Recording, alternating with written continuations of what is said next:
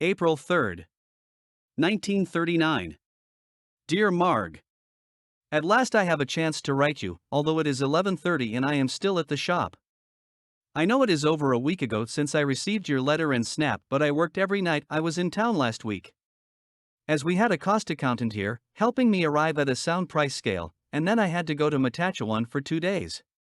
We are forming a limited company in order to expand as we can't handle the territory and sufficient stock with our present capital. Dad is to take my place as shop manager and I am to organize half of the territory. I fired 2 salesmen in Kirkland Lake, since they fell down on their calls or just didn't bother to make them. So now I must hire up someone else or do it myself. In other words, the previous work organizing was a waste of time. Well, Marg, so it's spring at last, although it doesn't look like it tonight. Snowing and a strong wind from the north while the old mercury is about 1 degree above zero. The snow has been melting a little though, and the roads here in some places. Spring comes quickly when it does come. So far, I haven't noticed any spring coats etc. I'm still sticking to the wool undies. There is a real epidemic of flu in town. Mother has been miserable for the last week while a great many are in bed under doctor's care. Sunday evening, I made a brave attempt to write this letter, when in bounced Joyce with 4 boys all lugging musical instruments. We had quite an orchestra with Mother at the piano. They left about 2 in the morning. Guess they heard Dad winding the clock, his favorite hint. Well, Marg, I'm pretty tired and everyone has gone home. We had to unload a carload of stone in 1 day or pay extra charges for car rental, and it doesn't look so good on the books. Every week I think this will end this night's work. But every week it's the same. I'm hoping it will be different when I'm on the road. At least someone else will have to do it. Well, my dear, you will forgive a tired boy this time, or should say again, won't you? But it seemed I just couldn't get around to writing anything but business letters until I just made time tonight. Thanks again for the picture, Marg, it's in my billfold. As ever. Roger XX.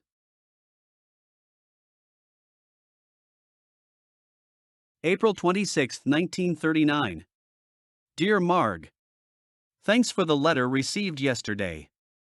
I intended answering last night but fell asleep on the Chesterfield and didn't wake until Dad called me at 12:30 p.m., so last night's program was postponed until tonight. In fact, tonight's program is the same as yours last Monday. Namely this letter, a couple of hours reading, hot bath, and bed. I spent last week until Friday in Kirkland Lake, with fair success. Although the weather was cold, I wore my coat all the time. However, Sunday was really warm, but it snowed all day Monday, turning to rain during the night. However, today is nice and warm. Oh well, spring is here whether it looks like it or not. Of course, the snow is pretty well gone, but the planes are still landing on the lake, at least the smaller ones. There is some heavy betting as to the day the ice will go out, with lots of hat pulls on the side. We are pretty busy at the shop, although Dad and Gil have had the flu. Today being their first at the shop this week, which means I'll be stuck here until sometime next week. Well, Marge, so you don't like the new style of hats for women? I can't say I care for them either. However, the more innate styles are eliminating themselves, and that goes for the greenish-colored men's clothing. I see all Frenchmen and hunkies wearing them around Kirkland Lake. So that lets the good Englishman out for all times. Spring coming sure makes me long for old Muskoka. Don was down for the Easter holiday and hated to come back. He said the river was open. I wish we could have another dance at Old Cedar Wild. It's a long time since we danced, isn't it? In fact, I can't remember just when the last time was. Well, my dear, this is about the end of my lingo, also the paper, so write soon, eh? As ever. Roger XX.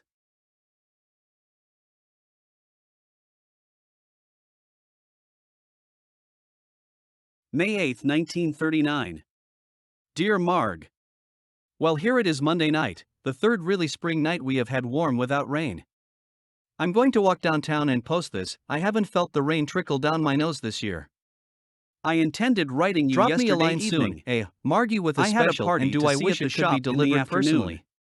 Met We a sure lad have I a chummed lot of around with a overtime bit. to We do had when supper we do meet together again. and then went for a car ride As as ever. far as Temagami, Roger returning to Cobalt XX. just as the midnight show was starting, so took it in.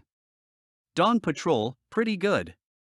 The grand result was, I didn't get to bed until about 3:30 a.m. Getting up at 7 wasn't so hot. But reminded me of the 2 weeks you were at Cedar Wild. With about a couple of hours sleep to carry me through the day. However, I don't feel tired now. I suppose it's more like summer than spring in Toronto. Green grass and leaves opening up. The grass is turning green here, but that's about all the growing signs to date. The ice is still in the lake, but pretty shaky with open spots along the shore and center of lake. Last week a body was found off the end of the dock and was buried unidentified. It apparently been in the water since last fall. My chum works for the undertaker studying embalming. He remained pleasantly drunk until the operation was over. It must have been a real job, it sure took him down. Had to wear gas masks and rubber clothes, not for me.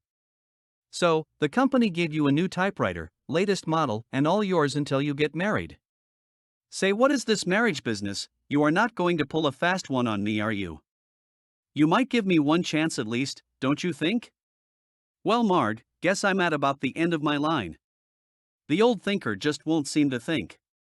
I always remember lots of things after I have posted the letter but forget all about them the next time I write. Oh well, that seems to be the case with most people, doesn't it? Well dear, write soon won't you, because I sure enjoy your letters. As ever. Roger XXXX.